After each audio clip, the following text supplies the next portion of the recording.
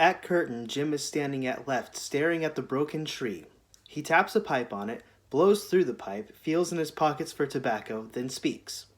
Jim, where's your tobacco? Keller, I think I left it on the table. Jim goes slowly to the table on the arbor at right, finds a pouch, and sits there on the bench filling his pipe. Gonna rain tonight. Jim, paper says so? Keller, yeah, right here. Jim, then it can't rain. Frank Lubby enters from right through a small space between the poplars. Frank is 32 but balding. A pleasant, opinionated man, uncertain of himself with a tendency towards peevishness when crossed, but always wanting it pleasant and neighborly. He rather saunters in leisurely, nothing to do.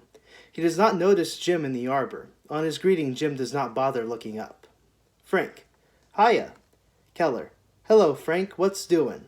Frank, nothin', walking off my breakfast, looks up at sky. That beautiful? Not a cloud. Keller, looks up. Yeah, nice. Frank, every Sunday ought to be like this. Keller indicating the sections beside him. Want the paper? Frank, what's the difference? It's all bad news. What's today's calamity?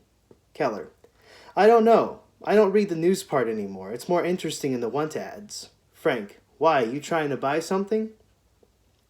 Keller, no, I'm just interested to see what people want, you know? For instance, here's a guy who's looking for 2 Newfoundland dogs. Now, what's he want with 2 Newfoundland dogs? Frank, that is funny. Keller, here's another one. Wanted, old dictionaries, high prices paid. Now, what's a man going to do with an old dictionary? Frank, why not? Probably a book collector. Keller, you mean he'll make a living out of that? Frank, sure, there's a lot of them. Keller shakes his head. All the kind of business going on. In my day, you were either a lawyer or a doctor or you worked in a shop. Now... Frank, well, I was going to be a forester once. Keller, well, that shows you. In my day, there was no such thing. Scanning the page, sweeping it with his hand. You look at a page like this and you realize how ignorant you are. Softly with wonder as he scans the page. Psst. Frank noticing tree. Hey, what happened to your tree? Keller, ain't that awful? The wind must have got it last night. You heard the wind, didn't you? Frank, yeah, I got a mess in my yard too. Goes to tree. What a pity. Turns to Keller. What did Kate say? Keller, they're all asleep yet. I'm just waiting for her to see it. Frank struck. You know, it's funny. Keller, what? Frank, Larry was born in August. He'd been 27 this month and his tree blows down. Keller touched. I'm surprised you remember his birthday, Frank. That's nice.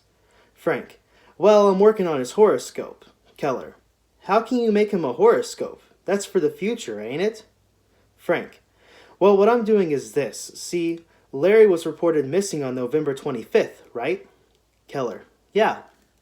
Frank, well then, we assume that if he was killed, it was on November 25th. Now, what Kate wants... Keller, oh, Kate asked you to make a horoscope? Frank, yeah, what she wants to find out is whether November 25th was a favorable day for Larry. Keller, what is that, favorable day?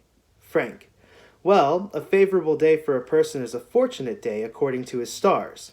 In other words, it would be practically impossible for him to have died on his favorable day. Keller, well, was that his favorable day, November 25th? Frank, that's what I'm working on to find out. It takes time, see? The point is, if November 25th was his favorable day, then it's completely possible he's alive somewhere, because, it's possible. He notices Jim now. Jim is looking at him as though at an idiot. To Jim with an uncertain laugh. I didn't even see you. Keller to Jim. Is he talking sense? Jim. Him? He's all right. He's just completely out of his mind, that's all. Frank peeved. The trouble with you is you don't believe in anything. Jim. And your trouble is that you believe in anything. You didn't see my kid this morning, did you? Frank. No. Keller. Imagine, he walked off with his thermometer right out of his bag. Jim gets up. What a problem. One look at a girl and he takes her temperature, goes to driveway, looks upstage towards street. Frank. That boy's going to be a real doctor. He's smart. Jim. Over my dead body he'll be a doctor. A good beginning, too. Frank. Why? It's an honorable profession. Jim looks at him tiredly.